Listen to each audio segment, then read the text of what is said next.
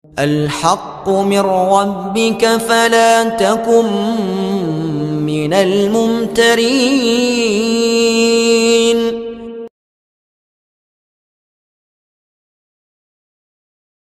Dukun dakwah Al-Haqqu TV, pembangunan asrama, panti asuhan dan pondok pesantren Al-Haqqu, serta pembangunan Masjid Islami Center Al-Haqqu.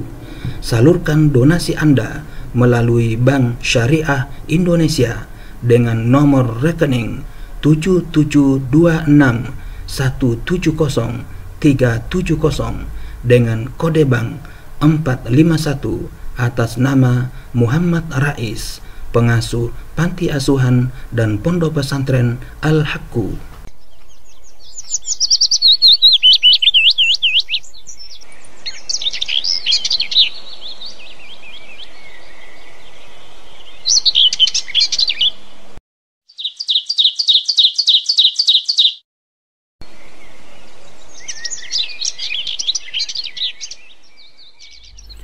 Bismillahirrahmanirrahim. Assalamualaikum warahmatullahi wabarakatuh. Alhamdulillahi rabbil alamin. Wassalatu wassalamu ala nabiyyina Muhammadin wa ala alihi wa ashabihi ajma'in, amma ba'd. Para sobat Al-Haqqu TV dimanapun Anda berada, alhamdulillah kita bersua kembali dalam rangka melanjutkan penyampaian materi tentang Sirah Nabawiyah karya Syekh Safiyur Rahman Al-Mubarakfuri. Kali ini kita telah sampai ke bagian yang ke-36 dengan judul tahapan kedua babak baru. Gencatan senjata dan perjanjian Hudaybiyah merupakan awal babak baru dalam kehidupan Islam dan orang-orang Muslim. Quraisy adalah kekuatan yang paling menonjol dan yang paling gencar memusuhi Islam. Dengan mundurnya Quraisy dari kancah peperangan dan lebih memilih jalan damai, maka salah satu dari tiga sayap yang dimiliki pasukan musuh sudah patah dan terkoyak. Tiga kelompok musuh ini adalah Quraisy, Ghatafan, dan Yahudi. Karena Quraisy yang dianggap figur paganisme dan pemimpinnya di seluruh jazirah Arab sudah tidak lagi mempedulikan kebanggaan paganismenya dan mereka sudah melepaskan permusuhannya terhadap Islam, maka kita tidak lagi melihat peran yang berarti bagi Ghatafan setelah adanya gencatan senjata ini. Keterlibatan Ghatafan ini pun sebenarnya atas bujukan orang-orang Yahudi. Sementara itu orang-orang Yahudi yang telah hengkang dari Madinah menjadikan Khaybar sebagai markas konspirasi dan penyusunan makar. Setan-setan mereka bertelur dan menetas di sana, mengipasi api fitnah dan membujuk orang-orang Arab yang ada di sekitar Madinah, lalu berencana untuk membinasakan Nabi SAW dan orang-orang Muslim, atau setidak-tidaknya menimpakan kerugian bagi mereka. Karena itu rencana pertama yang dirasa perlu dan hendak dilakukan Nabi SAW adalah memancing timbulnya peperangan dengan mereka. Tetapi pada tahapan ini yang dimulai setelah dikukuhkannya gencatan senjata memberikan kesempatan yang amat luas bagi orang-orang Muslim untuk menyebarluaskan dakwah Islam. Semangat mereka bertambah sekian kali lipat dalam lapangan ini, di samping semangat mereka dalam aktivitas militer. Karena itu kami membagi tahapan ini menjadi dua bagian. Pertama, aktivitas dalam bidang dakwah atau korespondensi dengan beberapa raja dan amir. Kedua, aktivitas militer. Sebelum kita menguraikan aktivitas militer dalam tahapan ini, ada baiknya kita menyajikan masalah korespondensi dengan beberapa raja dan amir, sebab sudah barang tentu yang diprioritaskan adalah dakwah Islam. Bahkan ini merupakan tujuan sepak terjang orang-orang Muslim, sampai-sampai mereka harus menghadapi musibah dan penderitaan, perang dan cobaan, kegundahan dan keguncangan.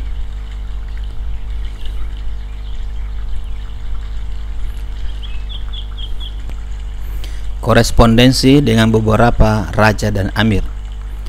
Pada akhir tahun 6 Hijrah, setelah kembali dari Hudaybiyah, Rasulullah SAW menulis surat yang ditujukan kepada beberapa raja, menyeru mereka kepada Islam.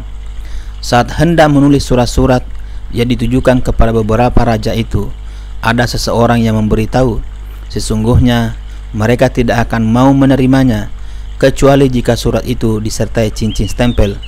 Karena itu beliau membuat cincin stempel yang terbuat dari perak dengan cetakan yang berbunyi Muhammad Rasulullah.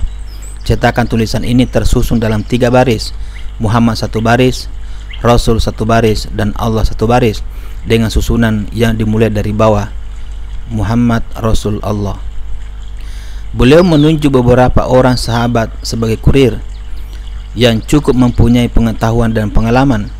Beliau mengutus para kurir ini untuk menemui beberapa raja.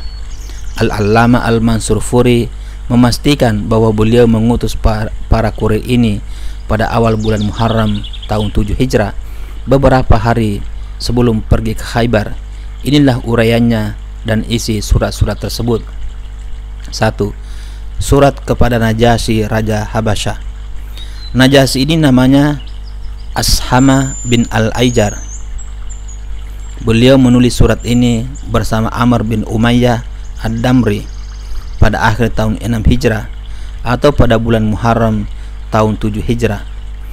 At-Tabari telah menyebutkan teks surat itu, tetapi perlu penelitian lebih lanjut sebab ada kemungkinan itu bukan teks surat yang ditulis Nabi SAW setelah perjanjian Hudaybiyah, tetapi boleh jadi itu merupakan surat yang dibawa Ja'far ketika dia hijrah ke Habasyah bersama rekan-rekannya semasa periode Makkah.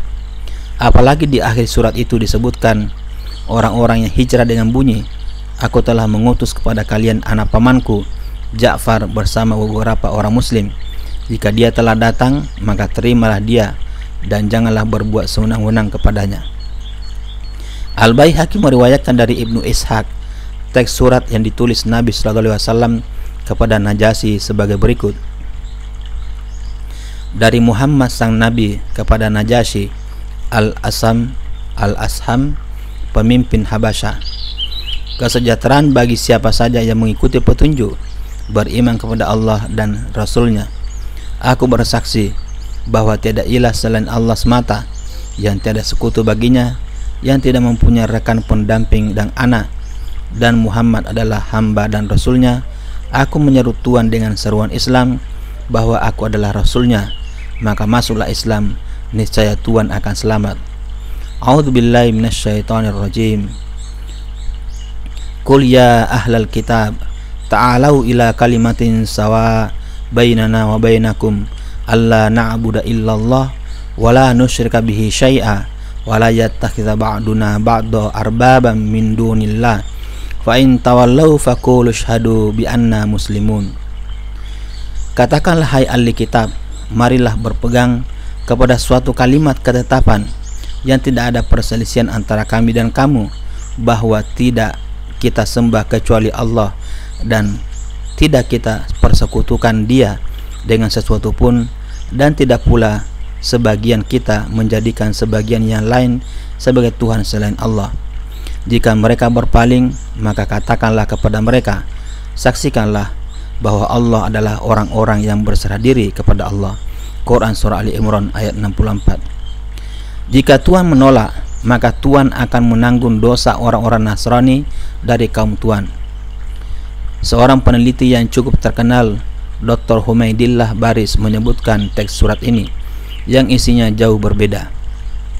Ibnul Qayyim juga menyebutkannya dengan sedikit perbedaan dalam penyusunan kalimat.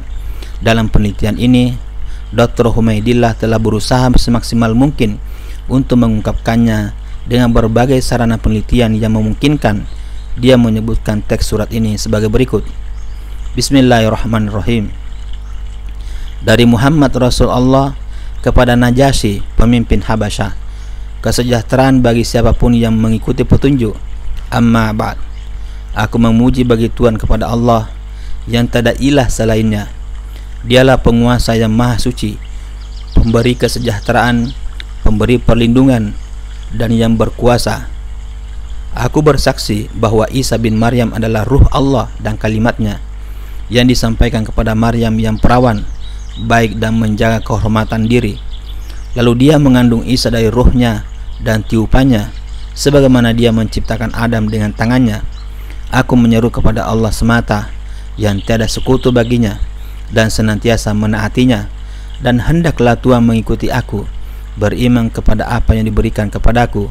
Sesungguhnya aku adalah Rasul Allah, dan aku menyeru Tuhan dan pasukan Tuhan kepada Allah.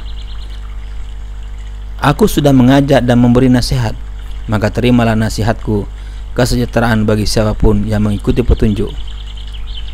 Dr. Al-Muhtaram menegaskan bahwa surat yang ditulis Nabi SAW ini setelah perjanjian Hudaybiyah. Adapun tentang keabsahan teks surat tersebut memang perlu penelitian lebih lanjut dengan melihat beberapa dalil. Kalaupun dikatakan bahwa surat itu ditulis setelah Hudaybiyah, maka tidak ada dalil yang menguatkannya. Yang disebutkan Al-Baihaqi dari Ibnu Ishaq mirip dengan surat yang ditulis Nabi SAW kepada beberapa raja dan amir Nasrani setelah Hudaybiyah, yang di dalamnya ada ayat Al-Quran tersebut. Kemiripan lainnya adalah dalam kandungannya.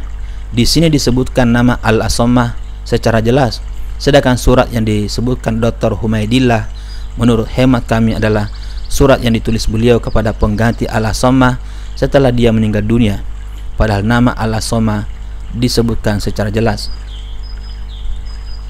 Menurut pendapat kami, tertib-tertib ini sama sekali tidak ditunjang dalil yang pasti selain dari beberapa penguat internal yang bisa dipahami dari surat-surat tersebut. Yang aneh, Dr. Humaidillah berani memastikan bahwa teks surat yang disebutkan Al-Baihaqi dari Ibnu Abbas adalah surat yang ditulis Nabi SAW kepada pengganti Asammah setelah dia meninggal dunia, padahal nama Asammah disebutkan secara jelas. Wallahu a'lam. Setelah Amr bin Umayyah Ad-Damri menyampaikan surat Nabi SAW kepada Raja Najasyi, maka dia langsung memungut surat itu dan meletakkannya di depan matanya. Dia turun dari kasurnya ke atas lantai lalu masuk Islam di hadapan Ja'far bin Abu Thalib. Najasyi menulis balasan kepada Nabi SAW saat itu pula. Inilah isi surat balasan beliau. Inilah isi surat balasan itu. Bismillahirrahmanirrahim. Kepada Muhammad Rasulullah dari Najasyi Ashama, kesejahteraan bagi engkau bagi Nabi Allah dari Allah dan rahmat Allah serta barokahnya. Demi Allah yang tiada ilah selain Dia. Amma ba'd. Telah kuterima surat Tuhan wahai Rasulullah. Ya, di dalamnya Tuhan menyebut masalah Isa. Demi Rabb langit dan bumi, sesungguhnya Isa memang tidak lebih dari apa yang telah Tuhan sebutkan itu, dan dia memang seperti yang Tuhan katakan. Dan kami juga sudah tahu isi surat yang Tuhan kirimkan kepada kami. Kami telah menampung sepupumu dan rekan-rekannya. Maka aku bersaksi bahwa Tuhan adalah Rasul Allah yang benar dan dibenarkan. Aku telah bersumpah setia kepada Tuhan, bersumpah setia kepada sepupumu Tuhan, dan aku telah memasrahkan diri masuk Islam di hadapannya kepada Allah, penguasa semesta alam. Nabi SAW meminta kepada Najasyi agar mengirim Ja'far dan rekan-rekannya yang hijrah ke Habasyah. Maka dia mengirim mereka dengan menumpang 2 perahu. Amr bin Umayyah Ad-Damri juga ikut dalam rombongan itu, hingga mereka bertemu Nabi SAW yang saat itu sedang berada di Khaybar. Raja Najasyi ini meninggal dunia pada bulan Rajab tahun 7 Hijrah setelah perang Tabuk. Beliau bersedih atas kematiannya dan mengucapkan belasungkawa dan melaksanakan sholat gaib. Sepeninggalnya ada raja lain yang menggantikan kedudukannya, dan beliau menulis surat lagi kepada penggantinya itu tanpa bisa dilacak apakah penggantinya itu juga masuk Islam ataukah tidak. Kedua, surat kepada Muqawqis raja Mesir. Nabi SAW menulis surat kepada Juraid bin Mata yang bergelar Muqawqis raja Mesir dari Raja Mesir dan Iskandaria. Inilah isi surat beliau. Bismillahirrahmanirrahim. Dari Muhammad hamba Allah dan Rasulnya kepada Muqawqis raja Kipti, keselamatan bagi siapapun yang mengikuti petunjuk. Amma ba'd. Aku menyeru Tuhan dengan seruan Islam. Masuklah Islam, niscaya Tuhan akan selamat. Masuklah Islam, niscaya Allah akan memberikan pahala kepada Tuhan dan pahala kepada Tuhan 2 kali lipat. Namun jika Tuhan berpaling, maka Tuhan akan menanggung dosa penduduk Kipti. Katakanlah, hai ahli kitab, marilah berpegang kepada suatu kalimat ketetapan yang tidak ada perselisihan antara kami dan kamu, bahwa tidak kita sembah kecuali Allah dan tidak kita persekutukan Dia dengan sesuatu pun, dan tidak pula sebagian kita menjadikan sebagian yang lain sebagai Tuhan selain Allah. Jika mereka berpaling, maka katakanlah kepada mereka, saksikanlah bahwa kami adalah orang-orang yang berserah diri kepada Allah. Quran Surah Ali Imran ayat 64. Surat ini dibawa Hatib bin Abu Balta'ah setelah menghadap Muqawqis. Hatib berkata kepadanya, sebelum Tuhan ada seseorang yang mengaku bahwa dia adalah Tuhan yang paling tinggi, lalu Allah menimpakan hukuman kepadanya di dunia dan akhirat. Allah menyiksanya lalu menyiksanya lagi. Maka ambillah pelajaran darinya, dan jangan sampai ada orang lain yang mengambil pelajaran dari Tuhan. Muqawqis berkata, sesungguhnya kami mempunyai agama yang tidak akan kami tinggalkan kecuali ada agama lain yang lebih baik lagi. Hatib berkata, kami mengajakmu kepada Islam yang Allah telah mencukupkannya dari agama yang lain. Sesungguhnya Nabi ini menyuruh kepada semua manusia, yang paling ditekan Quraisy, yang paling dimusuhi Yahudi, dan yang paling dekat dengan orang-orang Nasrani. Demi Allah, kabar yang dibawa Musa tentang Isa sama dengan kabar yang dibawa Isa tentang seruan Tuhan yang memegang Taurat kepada Injil. Setiap nabi yang sudah mengenal suatu kaum, maka kaum itu adalah umatnya. Yang pasti mereka harus menaatinya. Tuhan termasuk orang yang sudah mengenal nabi ini, karena tidak melarang kami dari agama Al-Masih, tetapi kami memerintahkan kalian untuk tetap berpegang kepadanya. Muqawqis berkata, memang aku telah memperhatikan agama Nabi ini, dan ku tahu bahwa dia tidak memerintahkan untuk menghindari agama Al-Masih. Tidak pula seperti tukang sihir yang sesat atau dukun yang suka berdusta. Kulihat dia membawa tanda kenabian dengan mengeluarkan yang tersembunyi dan mengabarkan rahasia. Aku akan mempertimbangkannya. Lalu dia mengambil surat Nabi sallallahu alaihi wasallam, memberinya stempel lalu diserahkan kepada pembantunya. Kemudian dia memanggil seorang sekretaris dan mendiktekan surat balasan untuk beliau yang ditulis dalam bahasa Arab. Bismillahirrahmanirrahim. Kepada Muhammad bin Abdullah dari Muqawqis, pemimpin Qibti, kesejahteraan bagi Tuhan. Amma ba', saya telah membaca surat Tuhan dan memahami isinya serta apa yang Tuhan serukan. Saya sudah tahu bahwa ada seorang nabi yang masih tersisa. Menurut perkiraan saya, dia akan muncul dari Syam. Saya hormati utusan Tuhan, dan kini kukirimkan 2 gadis yang mempunyai kedudukan terhormat di masyarakat Qibti dan beberapa lembar kain. Saya hadiahkan pula seekor bagal agar dapat Tuhan pergunakan sebagai tunggangan. Salam sejahtera bagi Tuhan. Hanya inilah surat tersebut, dan ia tidak menyatakan masuk Islam. 2 gadis yang dimaksud adalah Maria dan Sirin, sedangkan bagal itu yang bernama Duldul tetap hidup hingga zaman Muawiyah. Rasulullah SAW mengambil Maria sebagai istri beliau, dan dari rahimnya lah lahir Ibrahim putra beliau, sedangkan Sirin diberikan kepada Hasan bin Sabit Al-Ansari. 3. Surat kepada Kisra, Raja Persia. Nabi SAW menulis surat kepada Kisra, Raja Persia. Bismillahirrahmanirrahim. Dari Muhammad Rasul Allah kepada Kisra, pemimpin Persia. Kesejahteraan bagi siapapun yang mengikuti petunjuk, beriman kepada Allah dan Rasulnya, bersaksi bahwa tiada ilah selain Allah semata, yang tiada sekutu baginya, dan bahwa Muhammad adalah hamba dan Rasulnya.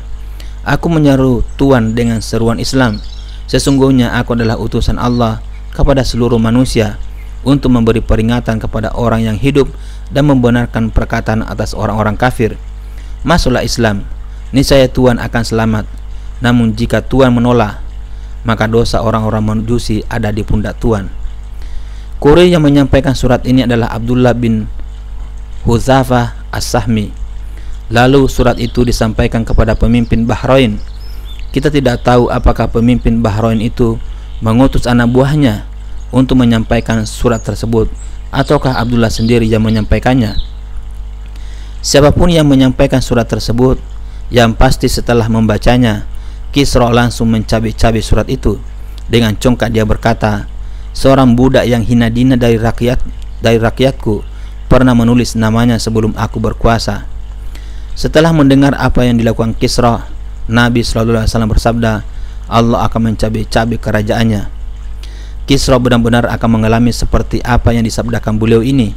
Setelah itu Kisra menulis surat kepada Badsan, gubernurnya di Yaman, yang isinya, utuslah 2 orang yang gagah perkasa untuk menemui orang dari Hijaz ini, dan setelah itu hendaklah mereka membawanya untuk menemuiku. Maka Badsan menunjuk 2 orang bawahannya membawa surat yang disampaikan kepada Rasulullah SAW, dan pulangnya disuruh langsung menemui Kisra. Setelah 2 utusan itu tiba di Madinah dan menghadap beliau, salah seorang di antara 2 orang itu berkata, sesungguhnya Syahinsyah, raja di raja, sesungguhnya Syahinsyah atau raja di raja Kisra telah mengirim surat kepada Raja Badsan agar dia mengirim utusan untuk menemui Tuan, lalu membawa Tuan ke hadapannya. Kata-katanya bernada ancaman. Nabi SAW menyuruh agar keduanya menemui beliau lagi esok harinya. Pada saat yang sama di Persia terjadi pemberontakan besar-besaran terhadap Kisra yang justru berasal dari keluarganya sendiri. Padahal sebelum itu mereka juga mengalami banyak kekalahan cukup telak dari pasukan Kaisar. Pemberontakan ini dimotori oleh putra Kisra sendiri, Shiruya. Dia bangkit melawan ayahnya dan membunuhnya lalu merebut kerajaannya. Hal ini terjadi pada malam Selasa tanggal 10 Jumadil Ula 7 Hijrah. Rasulullah SAW mengetahuinya lewat pemberitaan wahyu. Maka pada esok harinya beliau memberitahukan pemberontakan yang terjadi terhadap Kisra kepada 2 utusan Badsan.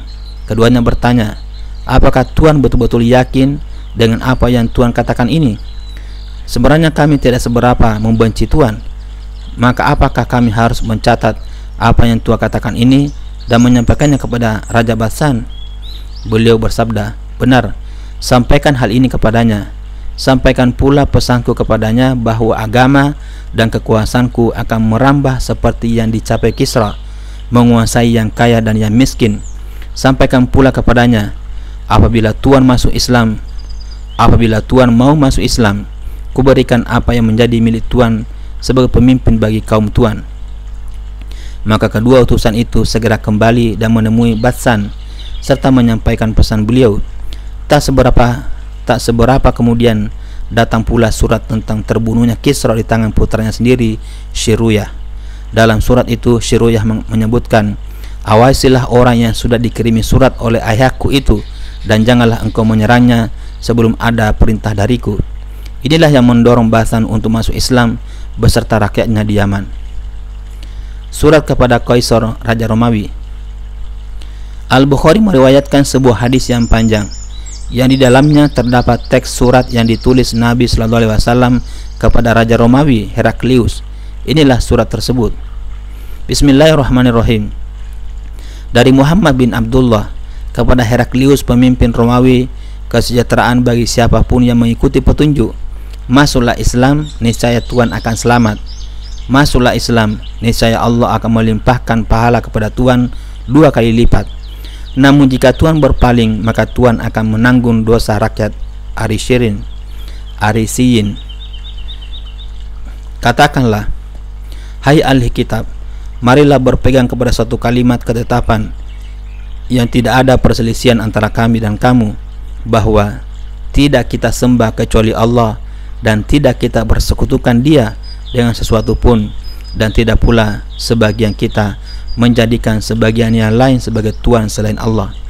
Jika mereka berpaling, maka katakanlah kepada mereka, saksikanlah bahwa kami adalah orang-orang yang berserah diri kepada Allah. Quran Surah Ali Imran ayat 64. Kurir yang menyampaikan surat ini adalah Dihya bin Khalifah Al-Kalbi. Beliau memerintahkan agar surat itu disampaikan kepada pemimpin Basra terlebih dahulu, biar dia menyampaikannya kepada Kaisar. Al-Bukhari meriwayatkan dari Ibnu Abbas bahwa Abu Sufyan bin Harb pernah memberitahunya tentang surat Heraklius yang dikirimkan kepadanya saat dia dan kafilah dagang Quraisy sedang berada di Syam. Abu Sufyan dan rombongannya mendatangi Heraklius yang saat itu berada di Baitul Maqdis. Heraklius mengundang Abu Sufyan untuk ikut ke pertemuannya yang juga dihadiri para pembesar Romawi. Setelah Heraklius memanggil penerjemahnya, dia bertanya, "Siapakah di antara kalian yang ikatan darahnya paling dekat dengan orang yang mengaku sebagai nabi ini?" "Akulah orang yang paling dekat hubungan darahnya dengan dia," jawab Abu Sufyan. "Mendekatlah kemari," pinta Heraklius. Rekan-rekannya menyuruh Abu Sufyan untuk maju. Maka dia pun maju dan berada paling depan. Kemudian Heraklius berkata kepada para penerjemahnya, "Aku akan bertanya tentang orang tersebut, Rasulullah, kepada orang ini. Jika dia bohong, maka bohongi pula dia." Abu Sufyan berkata sendiri, "Demi Allah, kalau bukan karena rasa malu jika mereka lebih banyak membohongiku, tentu aku akan berkata bohong kepadanya."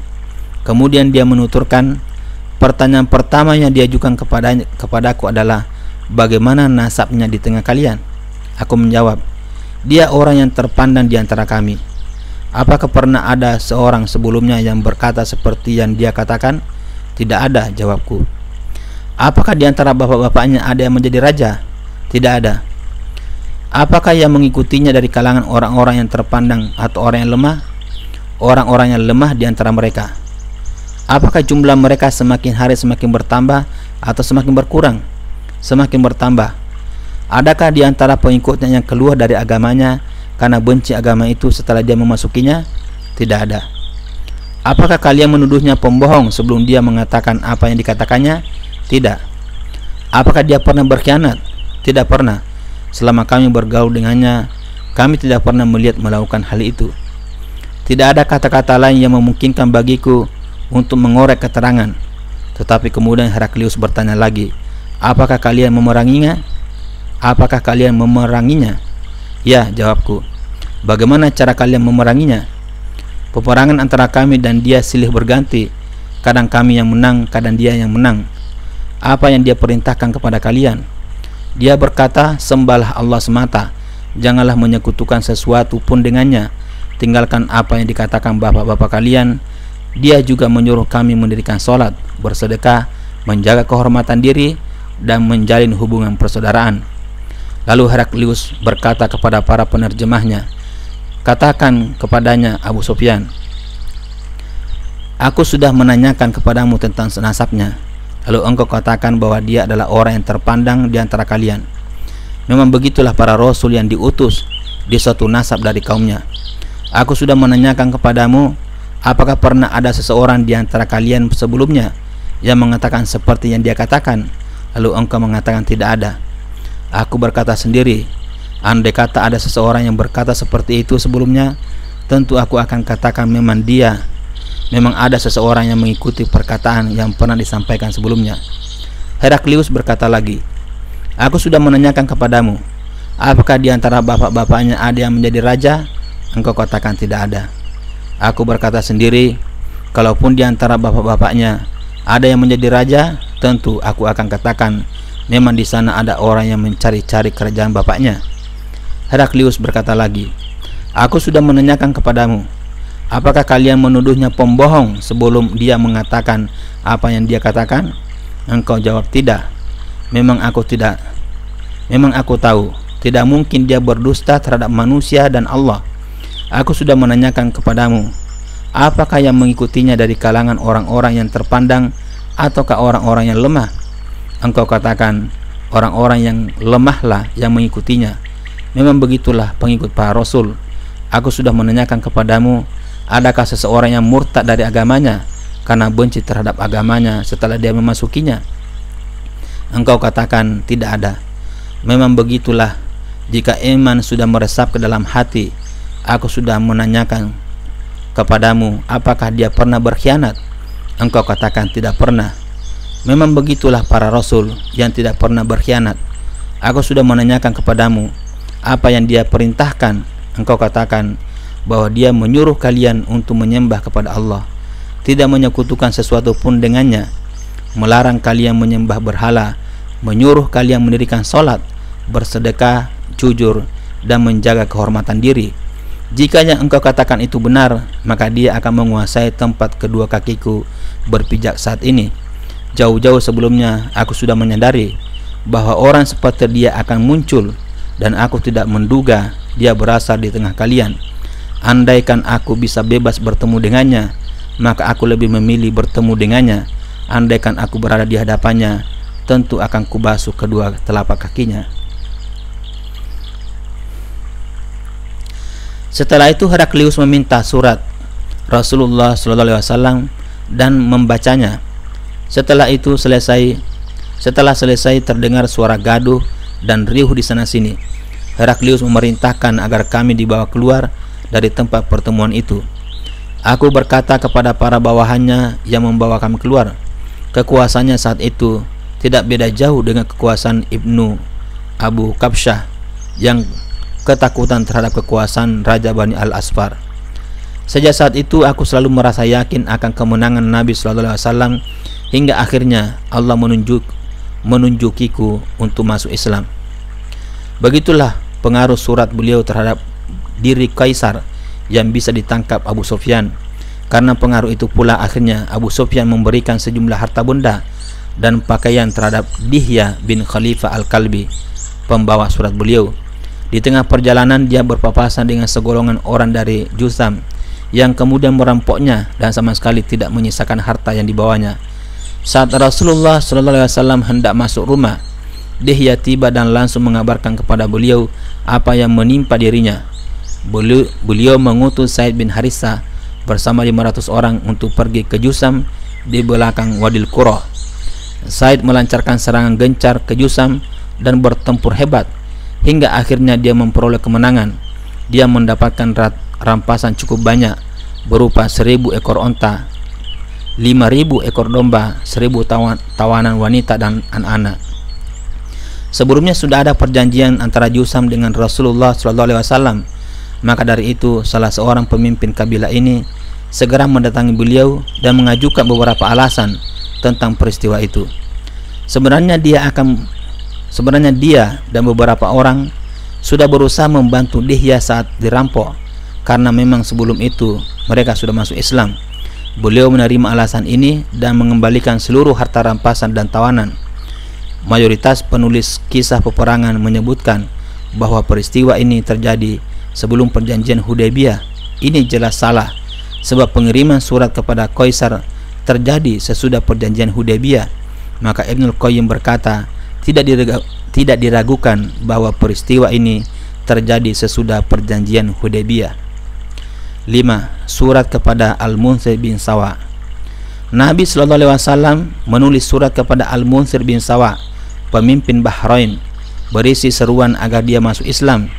Beliau mengutus Al-Ala bin Hadrami untuk mengantarkannya. Setelah menerima dan membaca surat beliau, Al-Munzir menulis balasannya sebagai berikut. Amma ba'd, ya Rasulullah, saya sudah membaca surat Tuhan yang tertuju kepada rakyat Bahrain.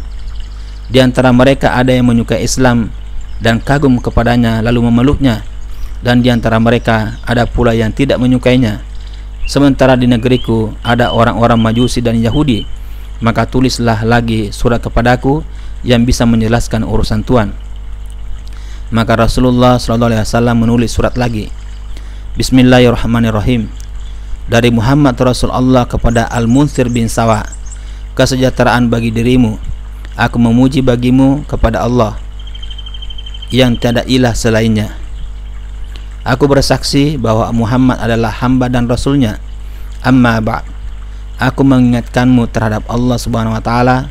Barang siapa yang memberi nasihat kepada dirinya sendiri dan siapa yang menaati utusan-utusanku dan mengikuti mereka, berarti dia telah menaatiku. Barang siapa memberi nasihat kepada mereka, berarti dia telah memberi nasihat karena aku. Sesungguhnya para utusanku telah menyampaikan pujian yang baik atas dirimu. Aku telah memberi syafaat kepadamu tentang kaummu.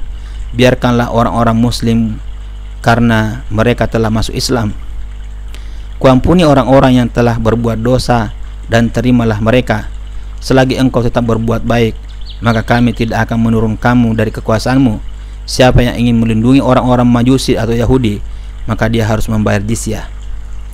6.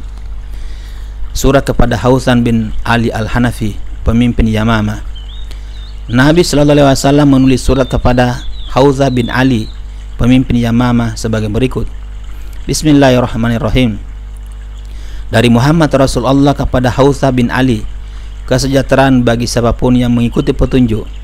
Ketahuilah bahwa agamaku akan dipeluk orang yang kaya maupun orang yang miskin. Maka masuklah Islam, niscaya Tuhan akan selamat, dan akan kuserahkan apa yang ada di tangan Tuhan saat ini. Kurir yang menyampaikan surat ini adalah Salid bin Al-Amiri.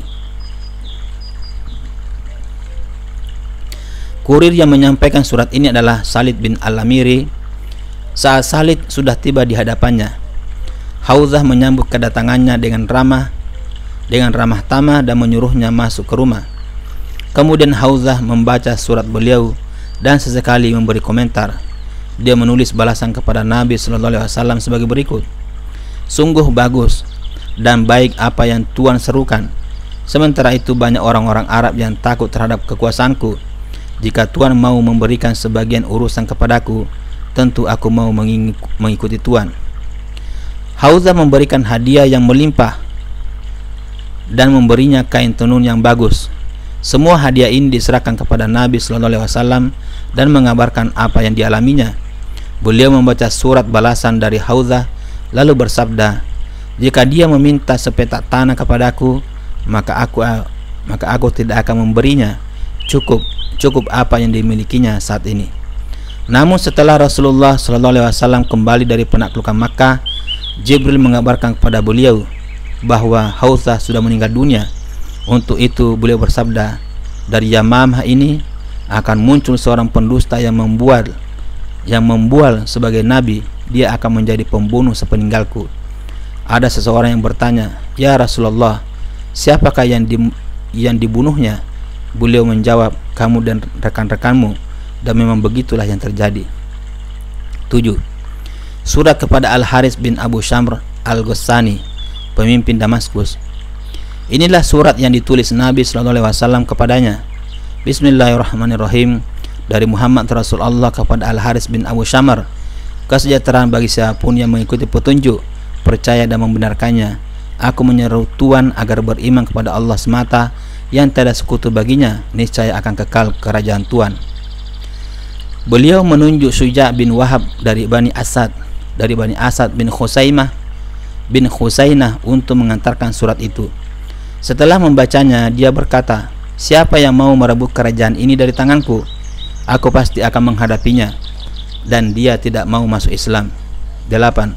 Surat kepada Raja Uman. Nabi Shallallahu Alaihi Wasallam menulis surat kepada Raja Uman, Jaifar dan Abd. Keduanya adalah anak Al-Julunda. Inilah surat beliau. Bismillahirrahmanirrahim. Dari Muhammad bin Abdullah kepada Jaifar dan Abd min Al-Julunda. Kesejahteraan bagi siapapun yang mengikuti petunjuk. Amma ba'd. Sesungguhnya aku menyeru Tuhan berdua dengan seruan Islam. Masuklah Islam, niscaya Tuhan berdua akan selamat.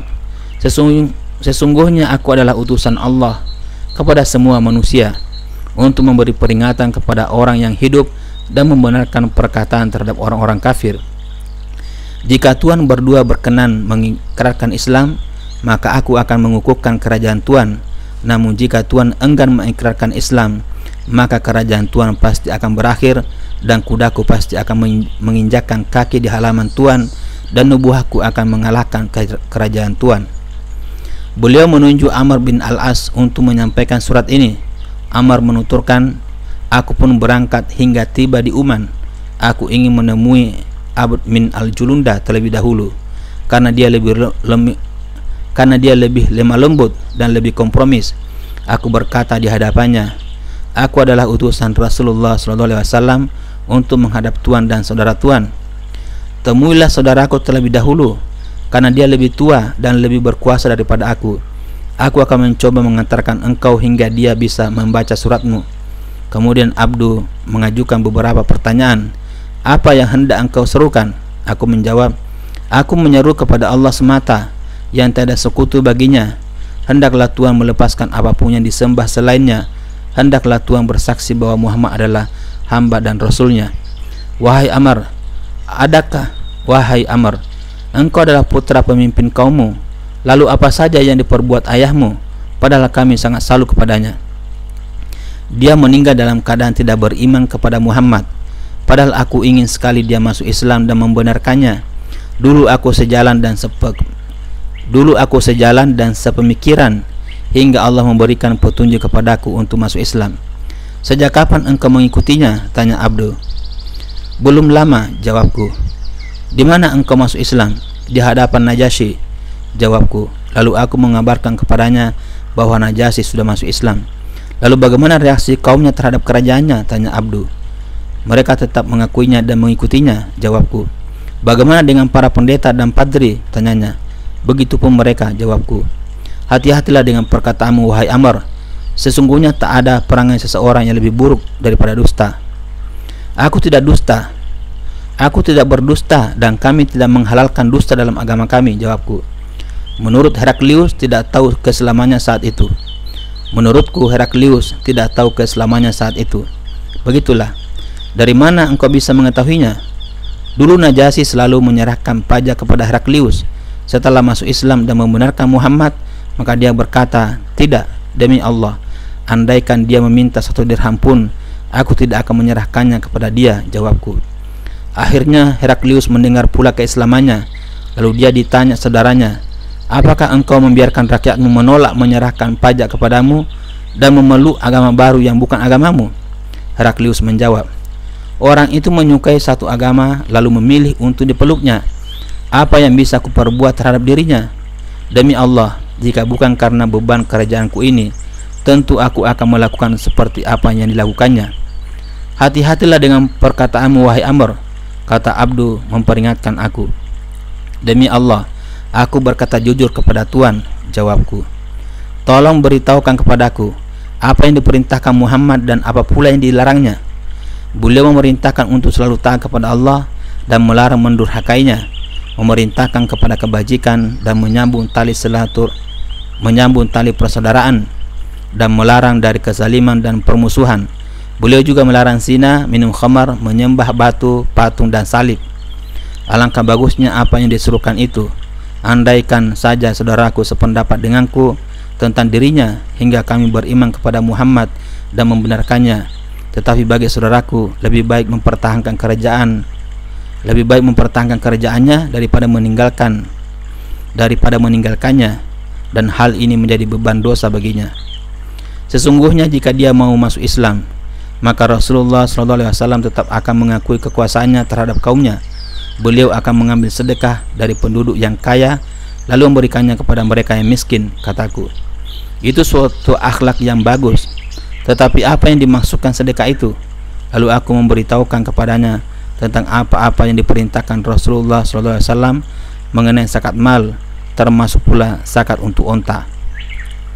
Wahai Amr, apakah sedekah itu diambilkan dari hewan-hewan ternak kami yang digembalakan?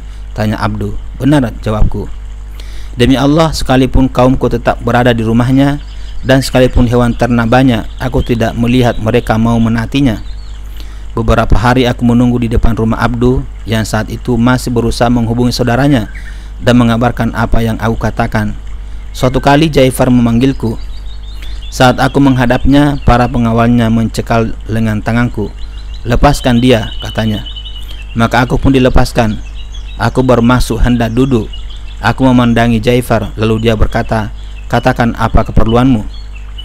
Aku menyerahkan surat Rasulullah SAW yang masih terbungkus dengan cincin stempelnya. Setelah menerima surat beliau, Jaifar merobek tutupnya dan membacanya hingga selesai, lalu menyerahkannya kepada saudaranya Abdu yang juga membacanya hingga selesai. Maukah engkau memberitahukan kepadaku apa yang dilakukan Quraisy? Tanya Jaifar kepadaku. Aku menjawab, mereka sudah banyak yang mengikuti beliau, entah karena memang menyenangi agamanya, entah karena kalah dalam peperangan. Siapa saja yang bersamanya? Bersama Rasulullah SAW, tanya Jaifar. Sudah cukup banyak orang yang menyenangi Islam dan memeluknya. Dengan akalnya dan berkat petunjuk Allah, mereka sudah sadar bahwa mereka sebelumnya berada dalam kesesatan. Dalam kepasrahan ini, aku tidak melihat seorang pun yang masih tersisa selain dari Tuhan. Jika saat ini tuan tidak mau masuk Islam dan mengikuti beliau, maka sepasukan berkuda akan datang ke sini dan merebut harta benda tuan. Maka masuklah Islam, niscaya tuan akan selamat, dan beliau tetap akan mengangkat tuan sebagai pemimpin kaum tuan. Jangan sampai ada pasukan yang menyerang tuan. Akan kupertimbangkan hari ini juga dan besok. Akan kupertimbangkan hari ini juga dan besok silakan datang lagi ke sini, kata Jaifar. Aku kembali menemui Abdu. Dia berkata, wahai Amr, aku benar-benar berharap dia masuk Islam, asalkan dia tidak merasa sayang terhadap kerajaannya. Besoknya aku hendak menemui Jaifar, namun dia tidak mengizinkanku. Aku pun kembali menemui Abdu dan kuberitahukan kepadanya bahwa aku belum berhasil menemui saudaranya. Setelah aku berhasil menemui Jaifar berkat bantuan Abdu, Jaifar berkata, aku sedang memikirkan apa yang engkau serukan kepadaku. Aku akan menjadi orang Arab yang paling lemah jika aku menyerahkan kerjaanku ini kepada seseorang. Dengan begitu pasukan Muhammad tidak akan menyerang ke sini. Jika pasukannya menyerang ke sini, tentu akan menjadi peperangan yang dahsyat. Karena belum juga memberi keputusan, maka aku berkata, besok aku akan pulang. Setelah Jaifar yakin bahwa besok aku akan pulang, dia berkata kepada saudaranya, tidak ada pilihan lain bagi kita kecuali menerima tawarannya, sebab siapapun yang dikirimi surat oleh Muhammad tentu memenuhi seruannya. Kalau begitu besok suruh dia menghadap lagi ke sini. Akhirnya Jaifar dan Abdu bin Al-Julundah masuk Islam dan beriman kepada Nabi SAW. Bahkan keduanya siap menyerahkan sedekah dan kerajaan tetap berada di tangan mereka berdua. Mereka sangat membantuku dalam menghadapi orang-orang yang hendak menentang. Alur kisah ini menunjukkan bahwa pengiriman surat ini kepada Jaifar dilakukan pada waktu-waktu belakangan daripada surat-surat lain yang dikirimkan kepada para raja. Menurut pendapat mayoritas, surat ini dikirimkan setelah perjanjian Hudaybiyah. Dengan surat-surat itu, Nabi SAW telah menyampaikan dakwah kepada sekian banyak raja di muka bumi. Di antara mereka ada yang beriman dan sebagian yang lain ada yang ingkar. Tetapi setidak-tidaknya surat tersebut telah berhasil memasgulkan atau menyibukkan pikiran orang-orang kafir dan membuat mereka mengenal nama beliau dan Islam. Demikian Sobat Al-Haqqu TV, penyampaian materi bagian yang ke-36 dengan judul tahapan kedua babak baru. Semoga bermanfaat. Lebih kurangnya mohon dimaafkan. Billahi taufiq wal hidayah. Wassalamualaikum warahmatullahi wabarakatuh.